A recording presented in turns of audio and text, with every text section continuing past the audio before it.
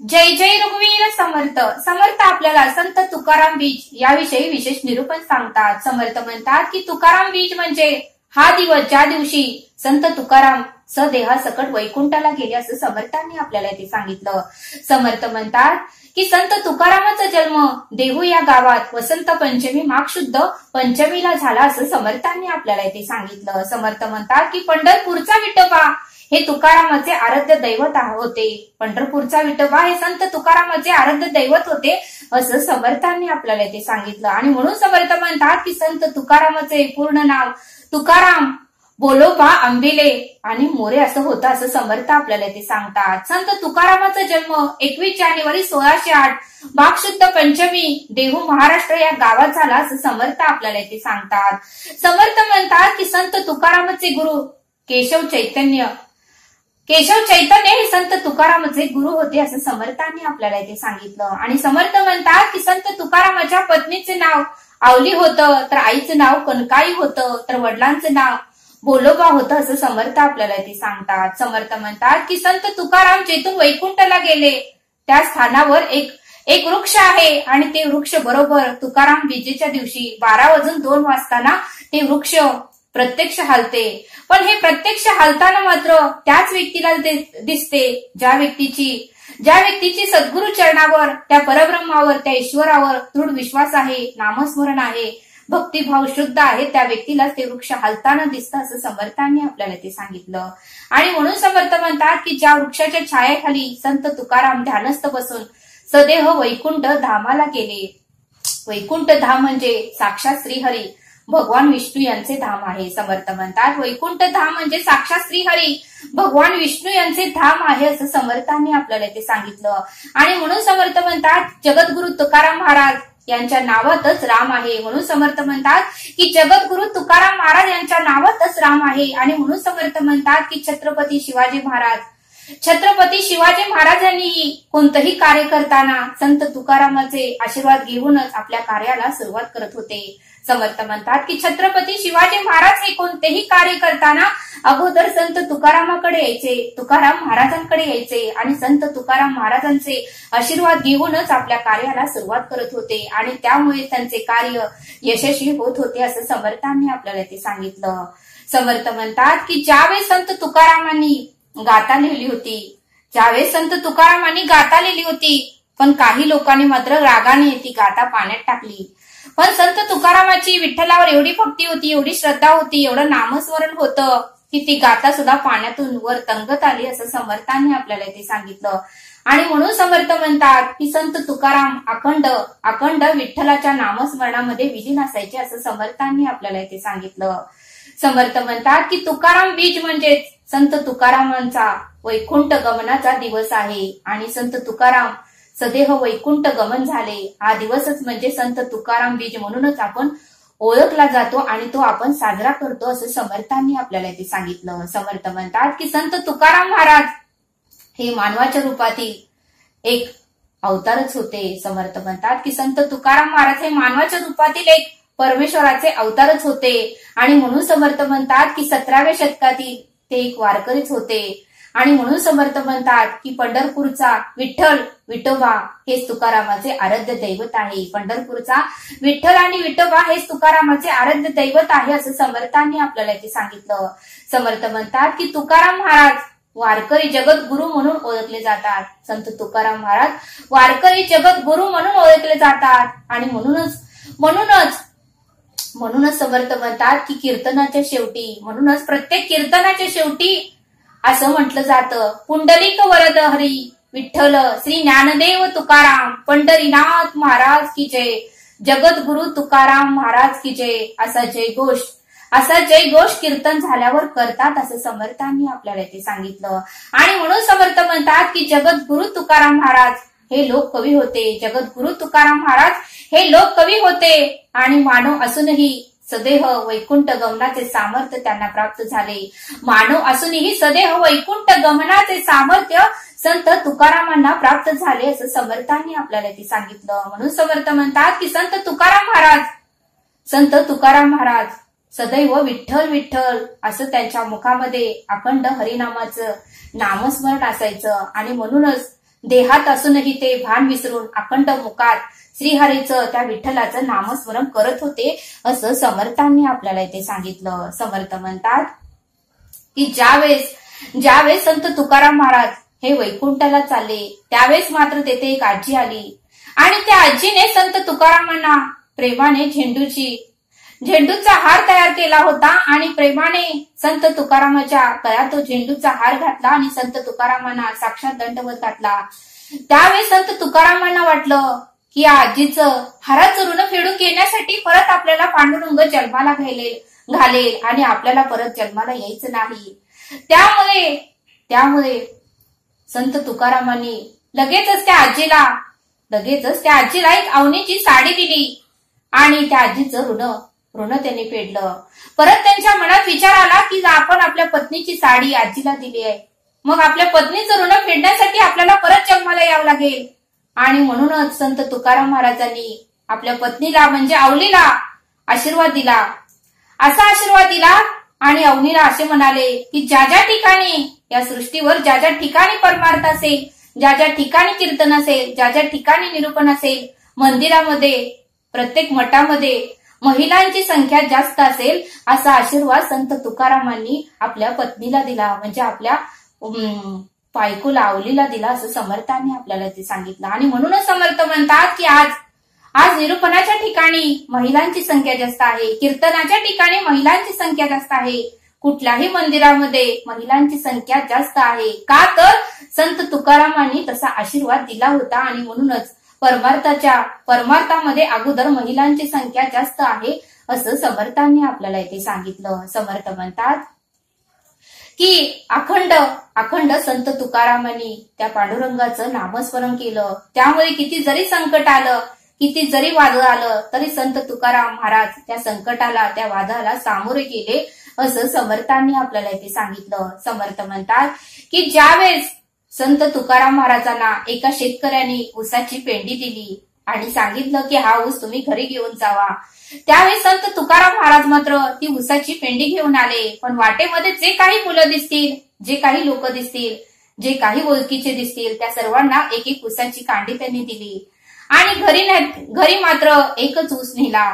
पण ज्यावेळेस संत तुकारामाच्या पत्नीला म्हणजे अवलीला कळाले की संत तुकाराम महाराजांना एका शेतकऱ्याने ऊसाची पेंडी दिली होती, पण त्यांनी मात्र सगळ्यांना वाटून एकच ऊस आणला, त्यावेळी संत तुकारामाच्या पत्नीला म्हणजे अवलीला फार वाईट वाटलं आणि त्यावेळेस त्या पत्नीने संत तुकारामाच्या हातातून तो एक ऊस घेतला आणि त्यांच्या पाठीवर त्यांनी ऊसाने खूप मारलं आणि एवढं मारलं की त्या ऊसाचे 2 तुकडे झाले.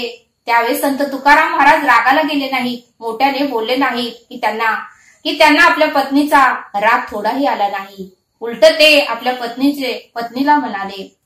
पत्नीला नम्रतेने म्हणाले की अगं अवली, तुझं माझ्यावर किती प्रेम आहे, तू आपल्या दोघांना मिळावं म्हणून ऊसाचे 2 तुकडे केलेस ना ग, तू आपल्या दोघांनाही ऊस मिळावा म्हणून ऊसाचे 2 तुकडे केलेस ना ग.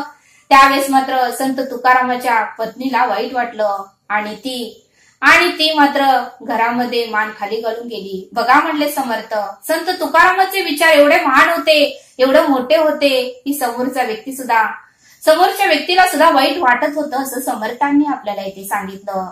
समर्थ म्हणतात की त्या संत तुकारामासारखी भक्ती आपल्याकडून झाली पाहिजे, असं समर्थांनी आपल्याला इथे सांगितलं. समर्थ म्हणतात की एकदा संत तुकारामांना वाटलं की आपल्या घरामध्ये आपल्याला नामस्मरण होत नाही, बाहेरही नामस्मरण होत नाही, त्यापेक्षा आपण काहीतरी गुन्हा करूया आणि जेलमध्ये जाऊन त्या परब्रह्माचं नामस्मरण करूया, असं संत तुकारामांनी ठरवलं.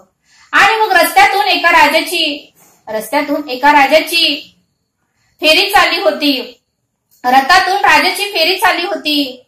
त्यावेळेस मात्र संत तुकारामांनी ठरवलं की राजाला काहीतरी गुन्हा करायचा आणि आपण जेलमध्ये जायचं. आणि संत तुकारामांनी आपल्या पायातली चप्पल काढली आणि त्या राजाचा जे टोप होता, राजाचा जो फेटा होता, डोक्यावर घातला होता, त्या डोक्यावरती चप्पल मारली तसं डोक्याचा फेटा खाली पडला, डोक्याची जी काही टोपी होती ती खाली पडली आणि त्या फेट्यातून दोन असे मोठे मोठे नाग बाहेर आले. दोन असे मोठे मोठे नाग बाहेर आले.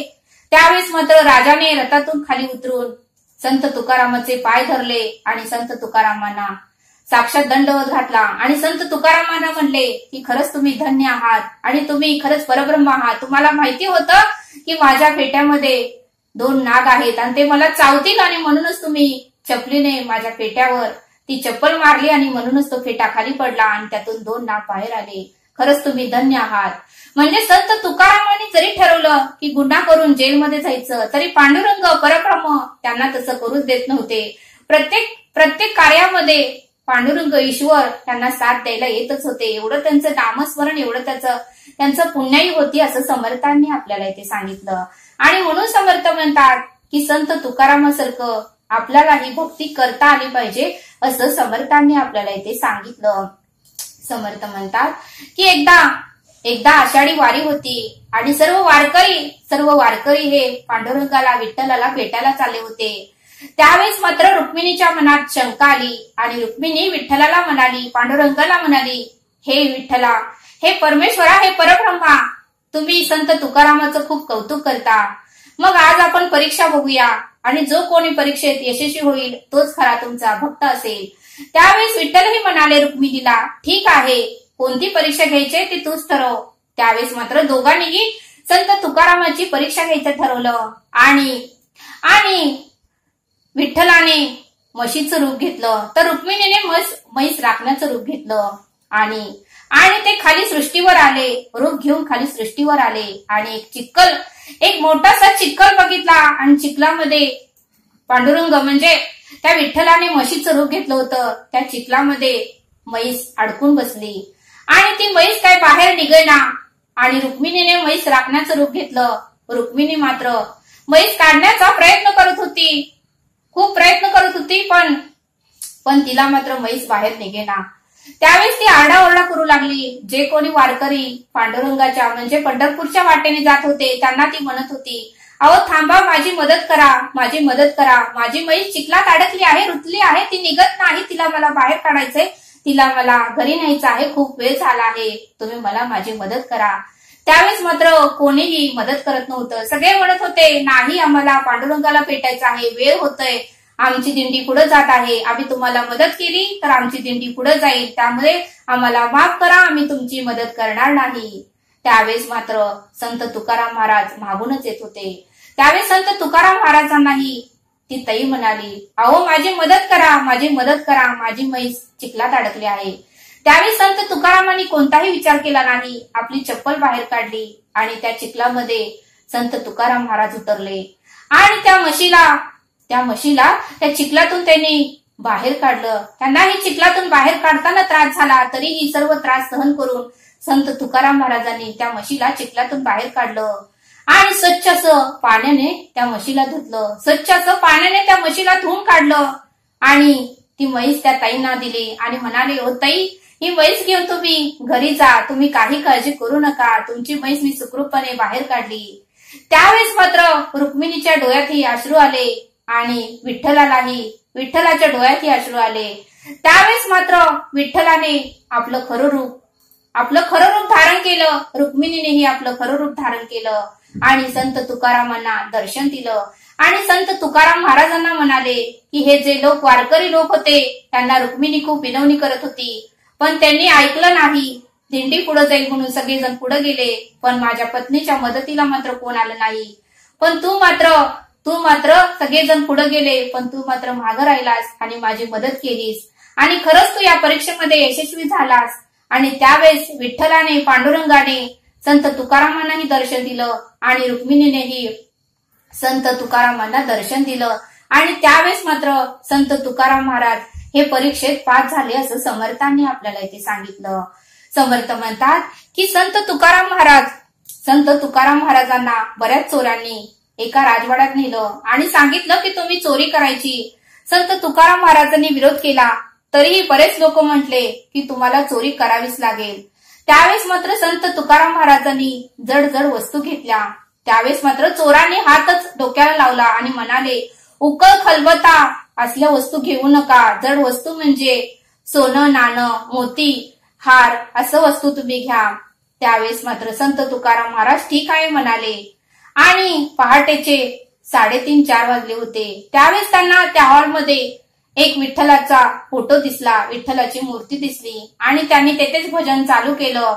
त्यांनी कोणताही विचार न करता तेथे भक्तिगीत म्हणायला चालू केलं आणि ते भक्तिगीत असं होतं, कधी लागेल रे वेड्या तुला गोडी अभंगाची बघून घे सावळी मूर्ती आता त्या पांडुरंगाची, कधी लागेल रे वेड्या तुला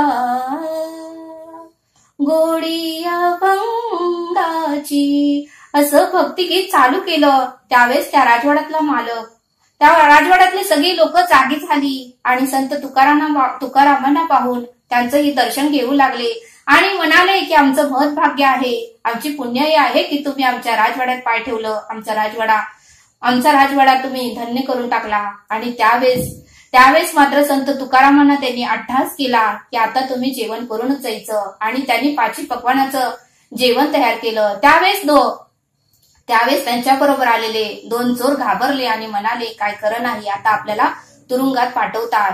आणि मग सगळा स्वयंपाक करून त्या तिघांनाही वाढलं आणि मग त्यांनी राजवाडा खूप श्रीमंत होता, तो राजमहल खूप श्रीमंत होता तो मालक, आणि त्या मालकानेही तिघांनाही भेट देण्यासाठी सोन्याच्या मोहरा आणल्या आणि संत तुकाराम महाराजांनाही दिले आणि त्या 2 चोरांनाही दिले. त्यावेळी संत तुकाराम महाराज म्हणाले की हे माझे साथीदार आहेत, मला सोन्याच्या मोहरा देऊ नका, माझ्या वाटणीचं माझ्या साथीदारांनाच द्या. आणि मग संत तुकारामाच्या वाटणीचं त्या दोन्ही साथीदारांना त्या सोन्याच्या मोहरा दिला.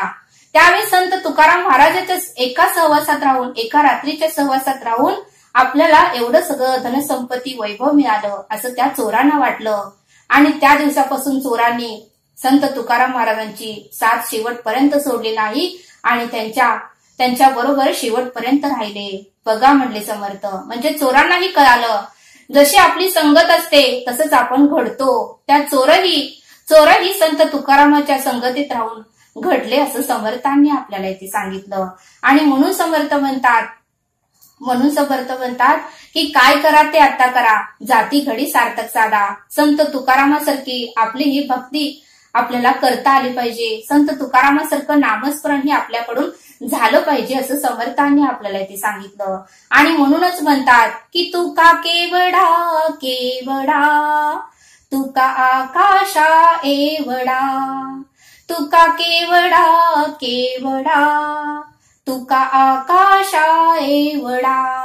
म्हणजे संत तुकाराम महाराज यांच्याबद्दल खूप सांगण्यासारखं आहे. संत तुकाराम महाराजांबद्दल खूप सांगण्यासारखं आहे आणि म्हणूनच संत तुकारामांना आकाशाची उपमा दिलेली आहे, कारण त्यांचं नामस्मरणाची सीमाच नव्हती, अखंड त्यांच्या मुखामध्ये नामस्मरणच होतं असं समर्थांनी आपल्याला इथे सांगितलं. तरी आता आपण येथेच थांबूया. संत तुकाराम बीज याबद्दल तुम्हाला खूप खूप शुभेच्छा. संत तुकाराम बीजच्या दिवसाबद्दल तुम्हाला खूप खूप शुभेच्छा. तरी आता आपण येथेच थांबूया. धन्यवाद. जय सद्गुरू.